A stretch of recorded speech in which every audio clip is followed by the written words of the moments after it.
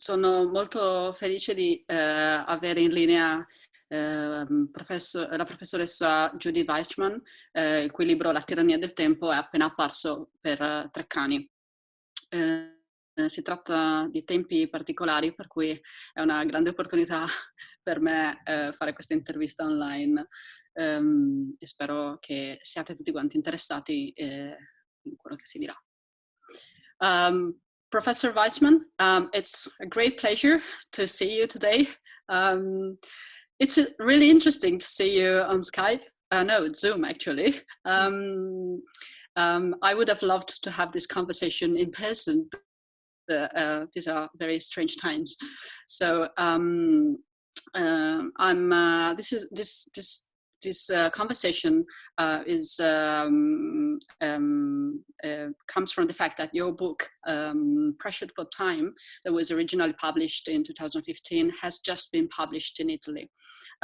It's quite interesting that a book like this was published in Italy 5 years later.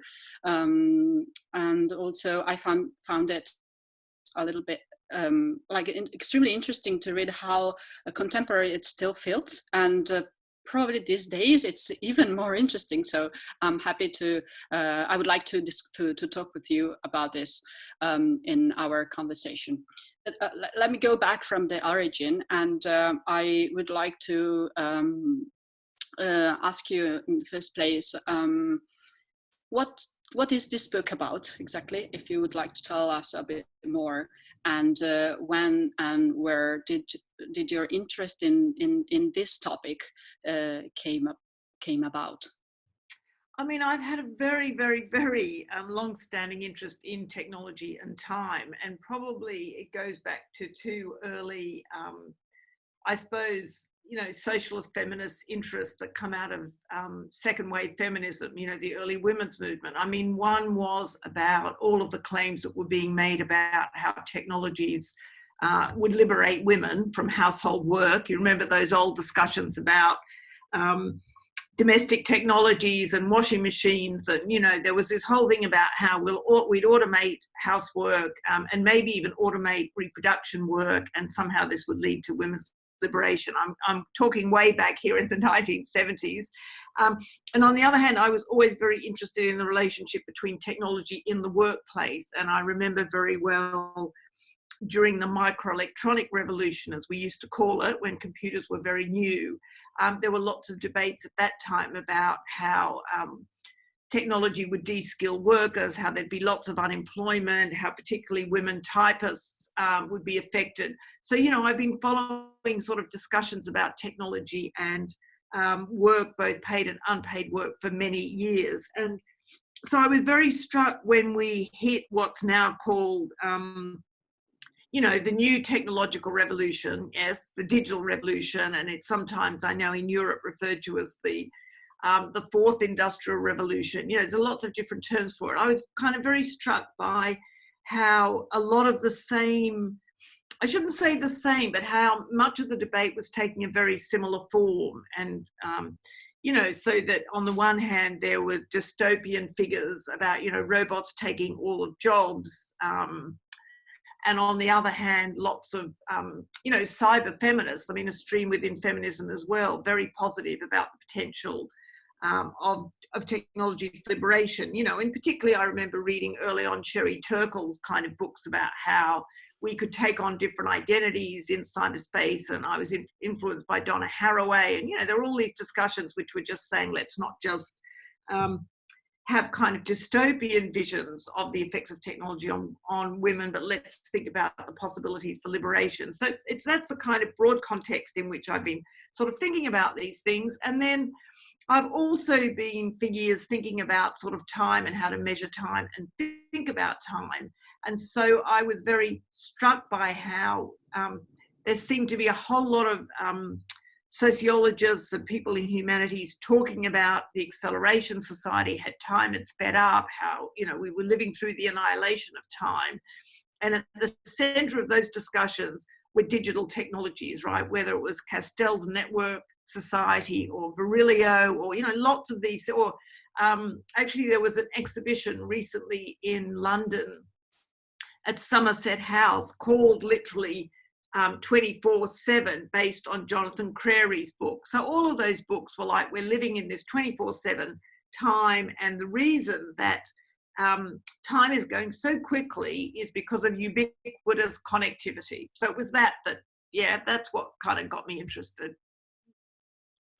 And that is really interesting, because that crosses path with many other things, like our capitalist or post-capitalist society. And so this idea that acceleration isn't I mean, what is the reason why we perceive this acceleration, and whether that is actually there? And so, how did you, if you were thinking about these topics and how the perception of time and technology and the possible agency or not of technologies came together, how did you decide to approach it? Because your book has a lot of case studies. And yeah, I mean, I've been one of the people involved in developing a field of social science called Science and Technology Studies, or STS. And what we've been doing, you know, since literally in the mid-1980s, is basically challenging technological determinism, you know, challenging the idea that somehow the technologies we've got are the best technologies.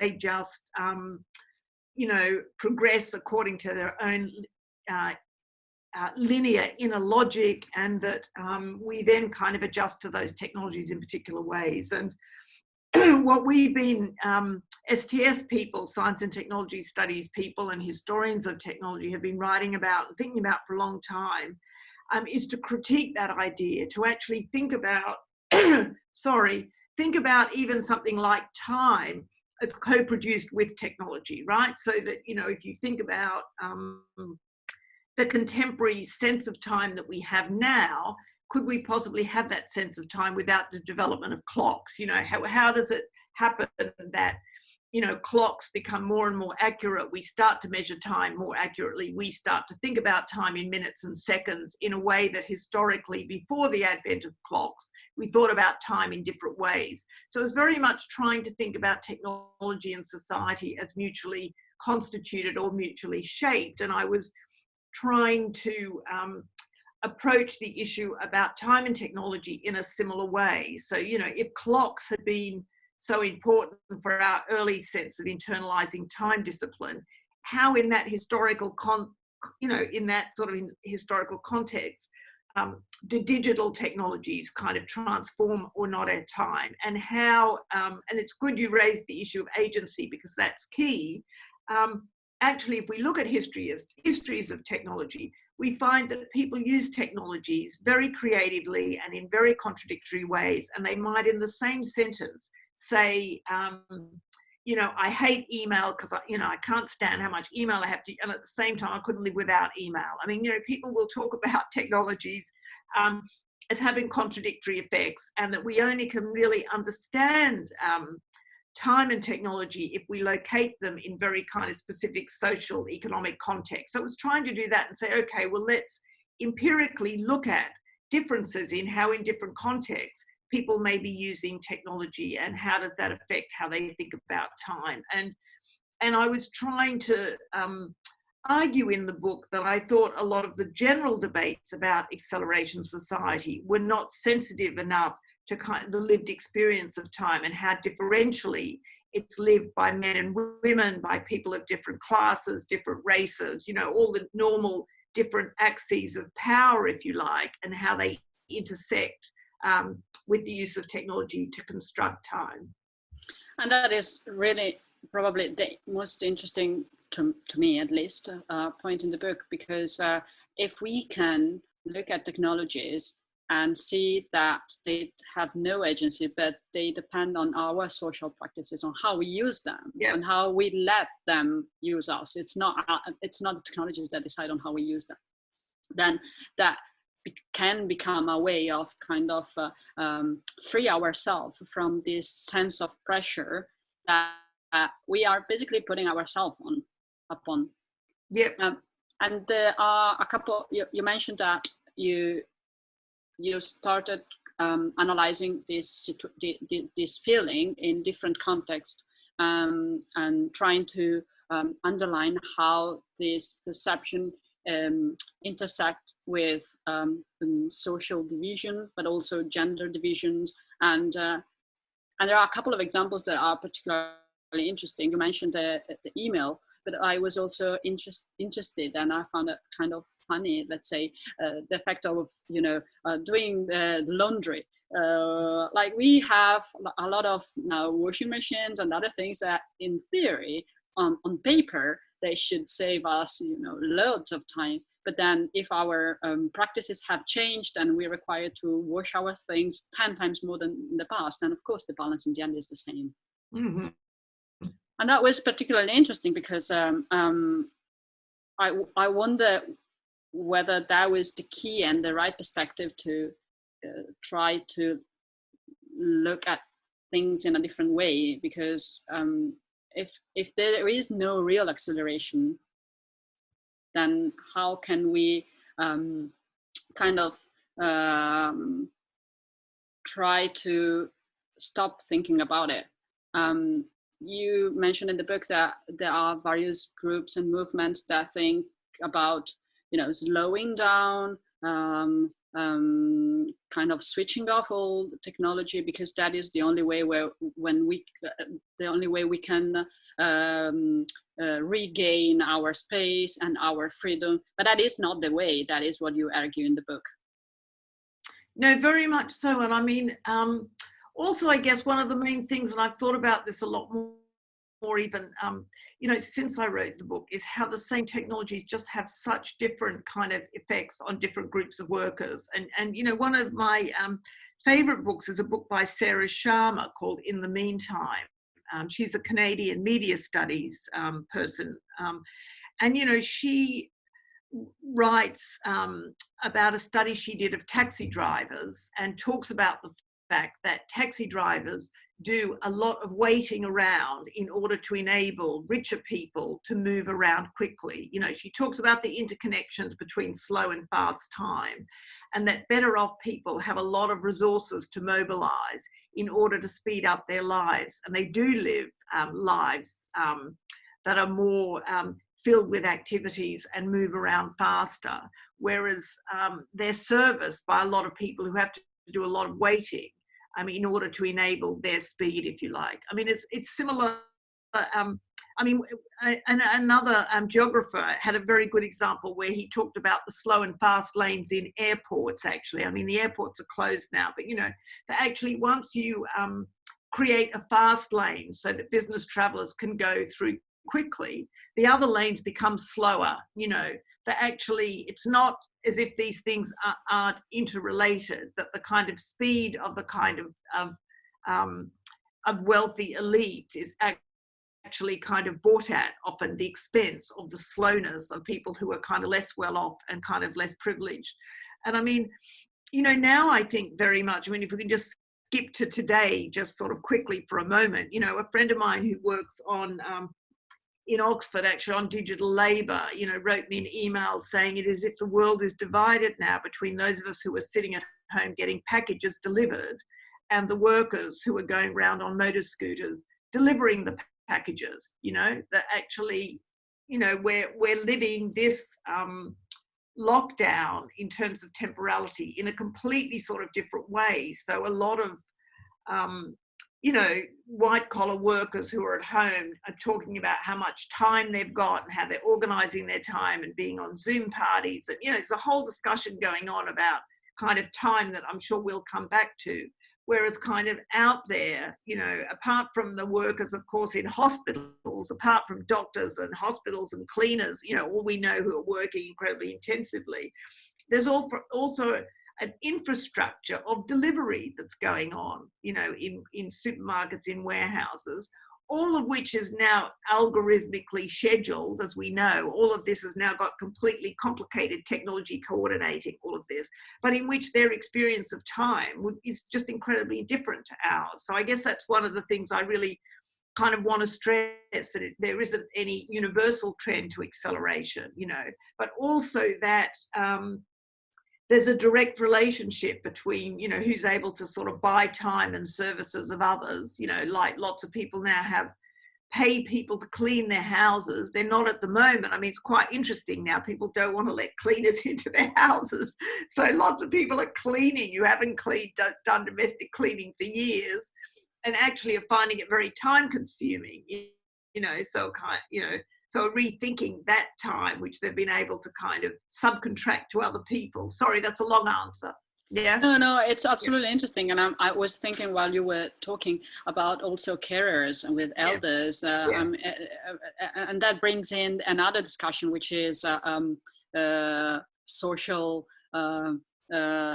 solitude and care, which is another interesting topic that you touch upon on your book, because you also cover the aspect of technologies as not only demonizing and creating social distances, but also social distance, which is a particularly timely word for now.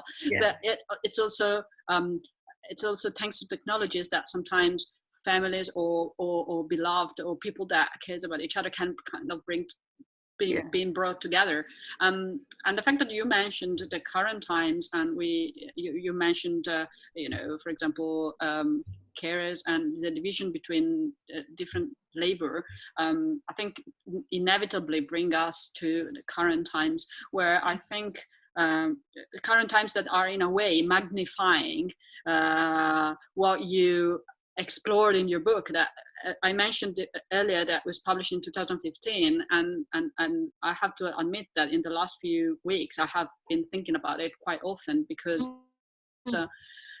as you mentioned, right now we are living in a situation where, you know, people that have access to digital technologies whose work can be done remotely have a situation that is completely different from those that are not. Still, those that have no technology are becoming like essentials to the run of our services. So this is bringing to the forefront this social division on how, you know, a group of privileged, I'm using the word now, is getting not advantage, but is relying on the invisible work of other people, which is now becoming more visible due to the circumstances, but also social relationships, like how technologies in a way are creating distances, but at the same time they are keeping us together in a way. So how do you, I'm really interested in knowing, how, in the light of these times and in the light of your book, I mean, would you add anything? Well, I mean, lots of things strike me about the current moment. I mean, you know, one of the other things I talk about in the book is how, you know, we live in a culture where busyness is highly valued, so that our image of successful people, you know, managers and professionals and technologists, you know, people who are successful, who we look up to, who make a lot of money, who are, you know, living to the full, are people who are very busy, that we have this sort of culture of busyness. And I think this is a strong part of the identity of lots of us who are in white collar work, that part of what we are is busy people with schedules that are full and calendars that are full and lots of meetings planned. And I'm very struck by, and I mean, I'm an academic, so I've been, I get lots of emails from academics, and all of the academics who sort of write talk about cancelling trips. You know, this seems to be a big thing, right? Cancelling trips and how difficult it's been to cancel trips, which is about kind of having a planned future, it seems to me, that, you know, there are plans in the future and they've now been truncated, and somehow time is taking on a different quality it being an uncertain quality. And so rather than there being straightforwardly a pleasure in having free time, that, you know, you would have thought with the busyness culture that we've now sort of been given time in a way, and that it should feel freeing, but actually it doesn't feel freeing. It feels very constraining, and it seems to me there's a lot of reasons for that. I mean, the main one is that this isn't our choice, that it's externally, you know, that the state has decided this is what we have to, how we have to live, so it's not kind of free time. But also I think lots of people are kind of struggling with having to create routines and schedules, and, you know, and the advice, I mean, I find it quite interesting that the kind of public advice in the media is to set up a routine as if you're going to the workplace, you know. So all of the media stuff is to get up at 9 o'clock and do, you know, and then, you know, have some lunch, and then, you know, like, it is just, I think, showing up in a sense, how socially constructed, really, which is what the book's about, how socially constructed our kind of sense of time it is, and how it relies on collective routines that have been disrupted now, and that we're kind of struggling to impose individual routines when the sort of collective public life has been so constricted. I mean, I think it's kind of an interesting kind of period. And also, I guess, if you think about the early debates about how mobile phones and the internet were blurring the boundaries between work and home. You remember those old debates? Yeah. And I mean, now people comment all the time about the fact that even politicians are Zooming from their living room. So you kind of, you know, I find it again amusing that the politicians put on a suit and a tie and sit down, and they're in their living room with a living room background. But, you know, like, all of this public-private stuff as well is being very,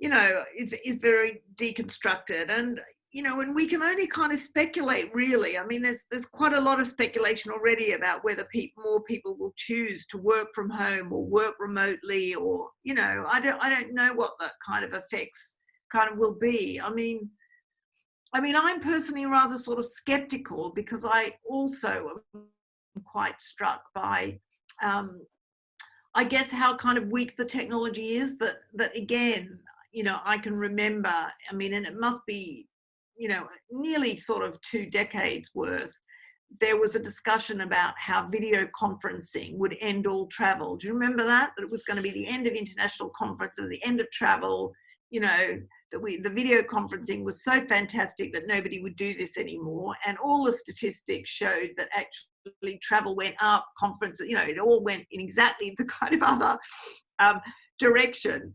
And, you know, we've had 20 years of kind of better technology. So we're on a relatively good Zoom now, right? The quality is kind of much better. But you and I know that it isn't remotely like if we have a cup of tea in the Turing Institute. Yeah. So it is, as well, I think, reinforces all of those older sociological discussions about how much interaction, the difference between face-to-face interaction and bodily presence and non-verbal signals, and, you know, all of those things that change the quality of time when you're face-to-face as opposed to when it's kind of mediated, you know. So it makes me think of those old debates as well about mediated communication versus face-to-face, and, you know, how to rethink those things. And yeah, absolutely. And yeah, I was also thinking about, besides seeing politicians in their dining room, sometimes you see colleagues having a call with the kids passing by. Exactly. And so even the space between, you know, the family and work, alongside, you know, the space, like symbolically, everything is kind of not changing, but it's, yeah.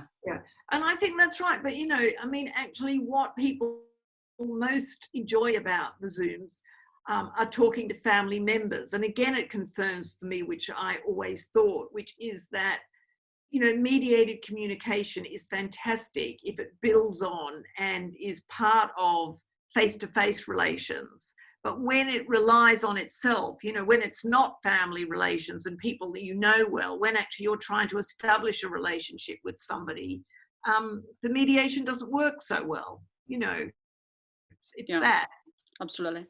And I have another question Yeah. again, staying in our Yeah. Sorry, current times. I'm going off the track a bit. No, no, absolutely. I find it really interesting because I'm reading probably many people, a lot of articles now, and I see all sorts of opinion about what's going to change after, this period of lockdown and Yeah. isolation, and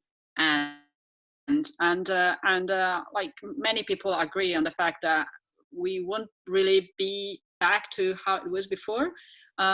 It's still unclear in what sense, but clearly this period is putting ourselves through experiences that otherwise we wouldn't have had with such strength, I think. So my question is, it's a double question, really.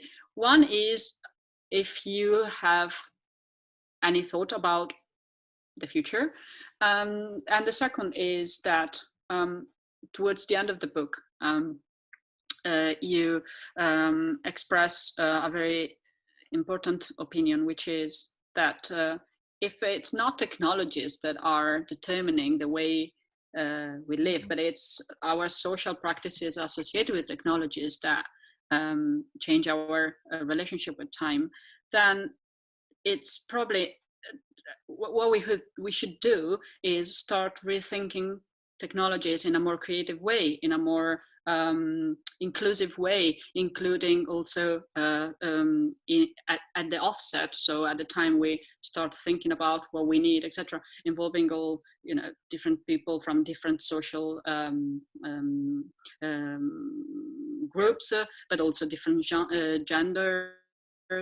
Different identities, and try to see what are the needs and how bringing diversity into the conception and the conceiving of these new technologies can make them more just and more sustainable also, but less pressing, let's say. So putting these two things together, I think that we are in a way living through a moment of kind of possible systemic change. It could potentially be a time that is also an opportunity to rethink technology, since how we've experienced them these 2 months or maybe more months, we don't know yet.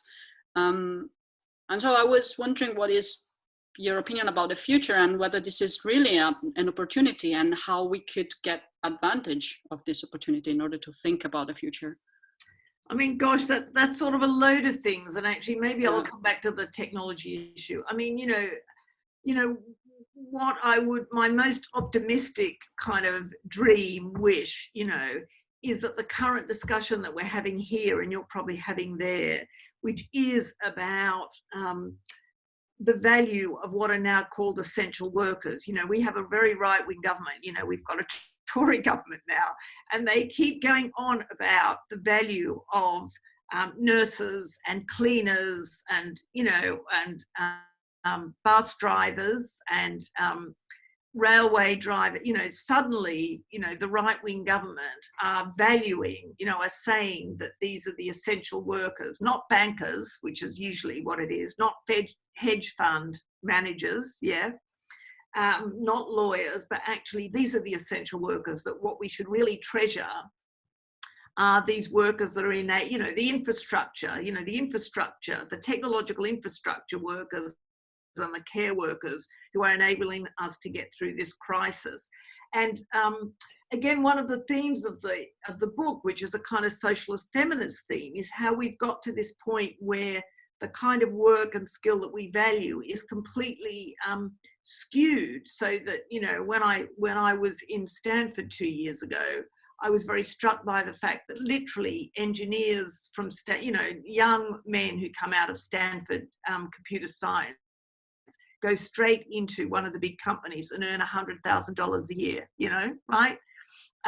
And at the other end of the spectrum, we have got kind of care workers and nurses and bus drivers and all these other people being paid incredibly low wages, and yet their work is the essential work their skill is the essential skill. So, you know, the thing I would kind of most like at a general level to sort of come out of this discussion is a revaluing of what work is essential for society, and a rewarding, you know, a financial reward, or, you know, more financial reward for that kind of work.